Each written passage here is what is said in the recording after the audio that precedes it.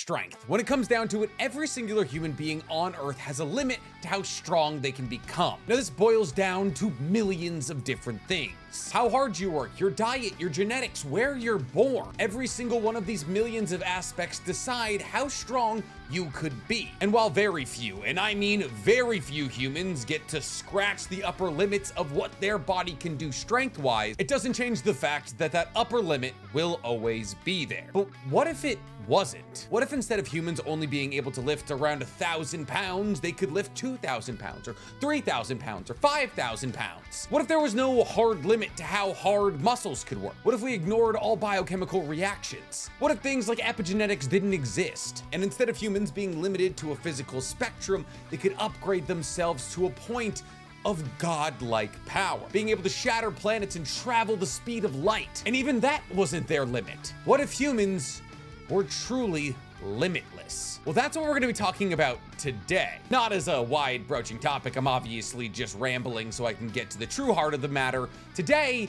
we're talking about Saitama. But most importantly, how strong is Saitama? Now, I can already hear you saying, Nick, you just dropped a video explaining how strong Saitama was like a month ago. this video is very different. While I sat down and I considered all of Saitama's feats in that last video and speculated how strong he might be in a power scaling sense, today I want to talk about some recent revelations brought forward through the manga that might give us the best possible explanation as to how Saitama acquired the power he has. So while we will be talking how strong Saitama is, we're not going to be saying he's AP Solar or something like that. Because recent revelations in the manga have got people theorizing that Saitama's powers aren't from running 10 kilometers and doing 100 squats and 100 push-ups, but instead from God, who does canonically exist in the One Punch Man universe and is the final antagonist for the manga. But how did Saitama get these powers from God? What powers did he get from God?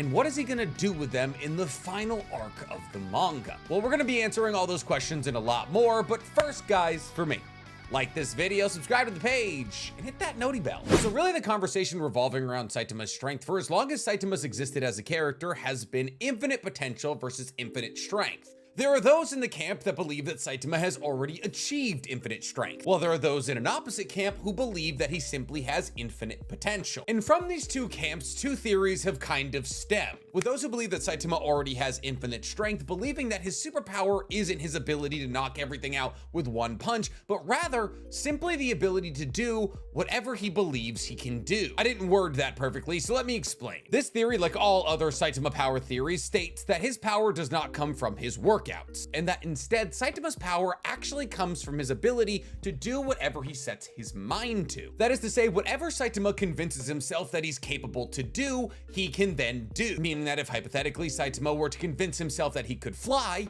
he would then proceed to fly. There's a couple of reasons that this theory began to pick up traction, but the most key out of all of them is when Saitama was battling against Garo, specifically the god-powered Garo, awakened demon cosmic final stage Garo. He had so many different forms. But when the battle really starts to kick up in intensity, Saitama tells Garo that he only needs one hand to beat him, as the other is holding something relatively important that I'm not going to tell you in case you haven't read the manga. But then Saitama goes on to defeat Garo with just one hand, showing that Saitama was able to achieve exactly what he set his mind to. And the reason that people find this theory attractive is because Saitama himself deals with a lot of self-confidence issues. Things like when Genos flies around him telling Genos that humans can't fly, and his insecurity based off the ripping of his clothes or the balding of his hair. And therefore, his lack of self-belief actually hinders his strength. As if he were to have this monstrous ego where he believed he could do anything he wanted to, he would in fact be able to do anything he wanted to. Well, this theory is cool. It's definitely not my favorite when talking about Saitama's powers, however, as the theory that I want to spend the majority of our time talking about today revolves around the infinite potential camp. Most specifically, around Saitama's lack of limiters. See, limiters have actually been a relatively large talking point throughout the duration of One Punch Man's anime and manga. But considering the fact that it's One Punch Man and most people read it for the insane fights, they've kind of, as a topic, been swept under the rug. But here's the thing. I think limiters are actually the true key to explaining Saitama's power. Think back, way back to the House of Evolution, where Dr. Genius was making the world's most powerful monsters. Monsters like Carnage Kabuto. Now, Dr. Genius was making these monsters to transcend the power of evolution, to bring the next wave of power to the modern world. And this ideology was built on the fact that Dr. Genius believed that God places limiters on every single living being on Earth. Limiters that from the second you are born determine exactly how strong you will be at your maximum possible output. And things like monsterization or mechanizing your body don't change that. Because while undergoing mechanization or monsterization might increase where your limit threshold is at,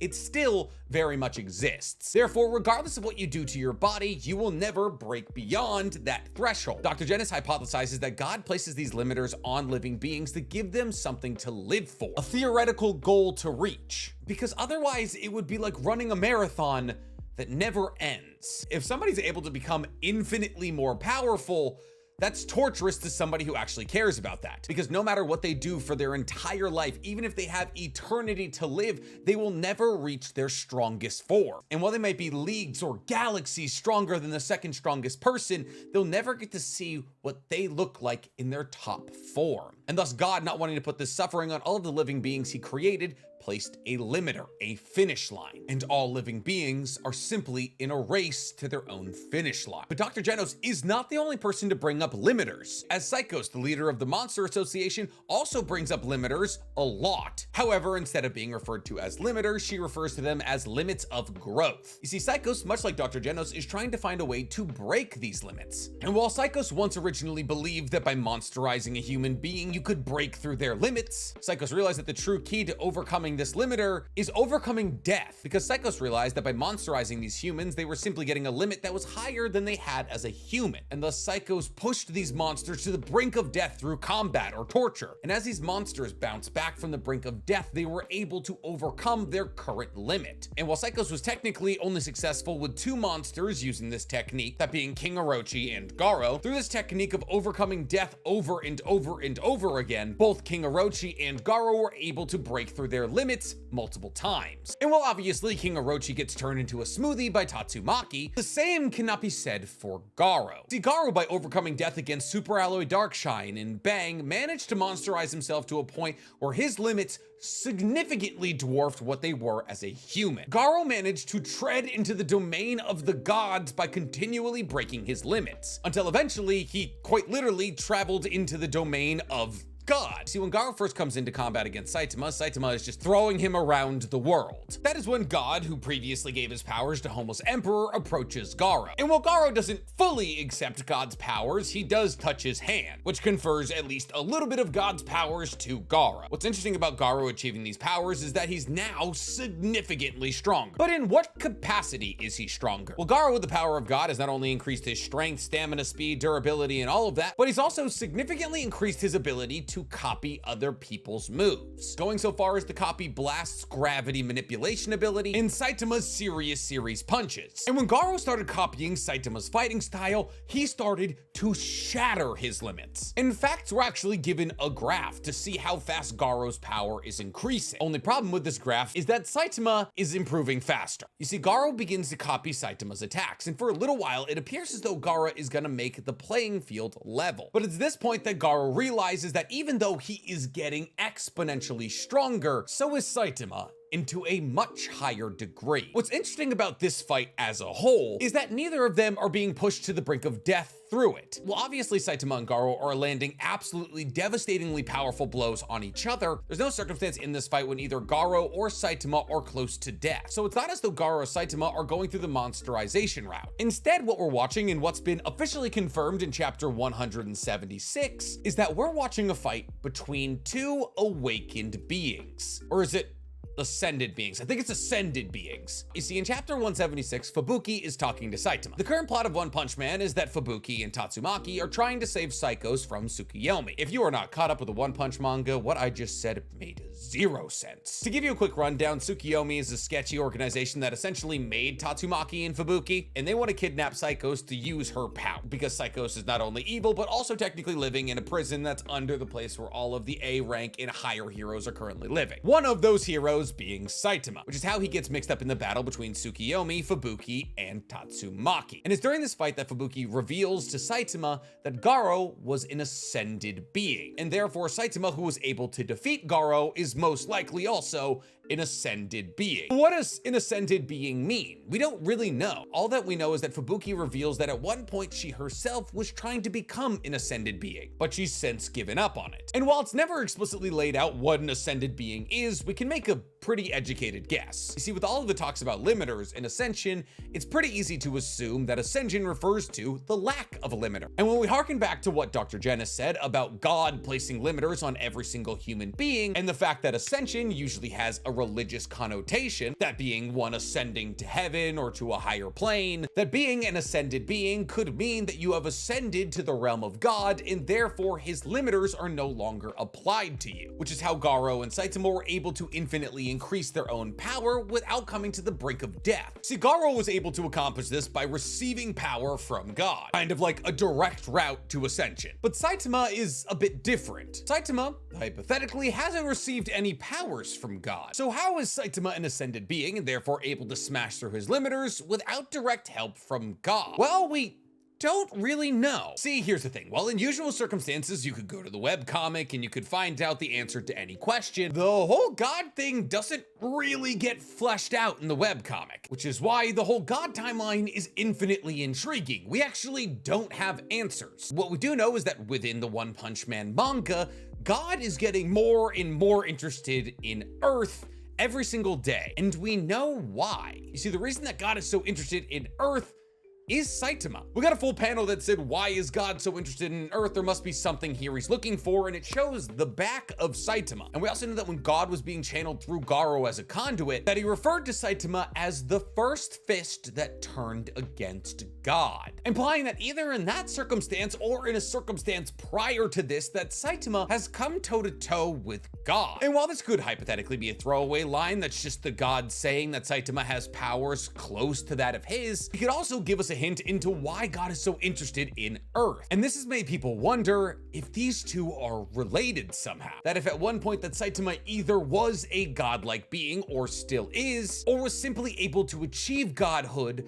by breaking out of his limiters. So regardless of how you believe that Saitama got to this godlike level of power, it's fairly obvious that what we're talking about here, as far as Saitama's powers go, is a lack of limiters, an infinite potential to reach the strength of whoever he is fighting. And if you think about that, it ties in perfectly to what One Punch Man is about. If hypothetically Saitama has no cap to his strength, then there will never be a circumstance that he can't win. If Saitama is able to infinitely raise his strength to whatever the situation demands, he will never be placed in a situation where he needs to fight seriously. Now, one would argue that he needed to fight seriously against Garo, but I'll remind you, not only was Saitama only battling with one hand, he was actively trying to not kill Garo for the little boy that liked Garo. So not only was Saitama only using 50% of his arms, he was also pulling his punches. However, since Garo and Saitama were at an equal power-ish level for a little bit, in order to beat Garo with one arm and also while pulling his punches, Saitama had to get infinitely stronger than Garo. Because if they were equal strength, Saitama wouldn't have been able to pull off this feat, which means that quite honestly that both of the theories we talked about today are true. Saitama does have infinite potential, but also to a small degree,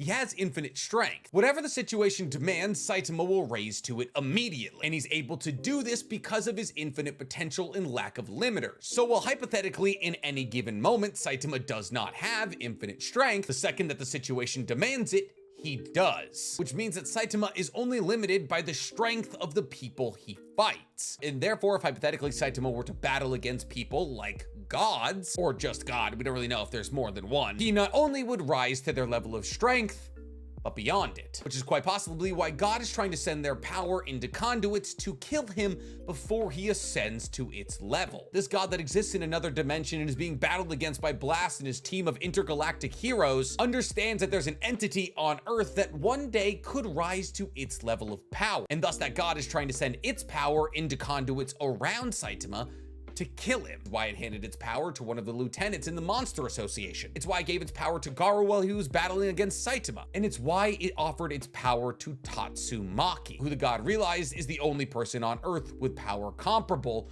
to that of Saitama. And considering the fact that Tatsumaki and Saitama are currently battling in the manga as of chapter 177, it's possibly not the last time that we'll see God make this offer. Now, it's not like a serious battle, but who knows? It could be made once again down the line. Possibly after Tatsumaki realizes that Saitama is in fact stronger than her. And when we consider the fact that Saitama just said that he doesn't notice much difference in power between Fubuki and Tatsumaki's, and the fact that Tatsumaki prides herself to be so much substantially stronger than Fubuki, this could give Tatsumaki a bit of a complex that would lead her to reconsider the offer previously made. And thus we could possibly see a melding between the greatest psychic power on Earth and the power of God. But we're not talking about Tatsumaki, we're talking about Saitama. So really this whole video brings us to the logical conclusion of asking the question, how strong is Saitama? To which really the only answer is as strong as he needs to be. And that's his curse, and also the example that Saitama sets as a foil to the entirety of the shonen genre. Because Saitama is no different from every shonen MC hero. Every MC in every shonen is just as strong as they need to be. Naruto, Ichigo, Luffy, Goku all raise to the occasion whenever necessary. The difference between Saitama and those other heroes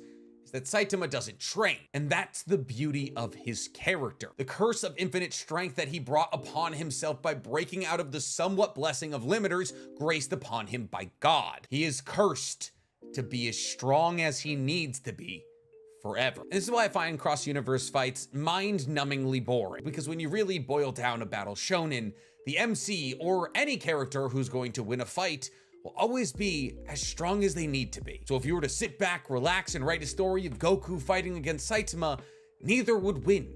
Ever. Because for as long as that fight went on, both of them would ascend to new levels of strength. And while in Saitama that just looks like his serious punch seriously punching a little bit harder, in Goku it was Super Saiyan 1, then 2, then 3, then 4 in GT, and then it was God and God Blue and Super Saiyan God Blue squared, and then UI. Just because Saitama breaks the mold of not needing a new form every time he powers up doesn't mean he's a gag character. He's simply supposed to act as a mirror to the entirety of the shonen genre. So how strong is Saitama? Strong enough. But what do you guys think? Where do you think Saitama gets his power from? Tell me in the comments below. And while you guys are down there, please, for me, like this video, subscribe to the page, and hit that noti bell. Listen, sure, I power scaled Saitama, but it's not like I made him fight anybody outside of his universe.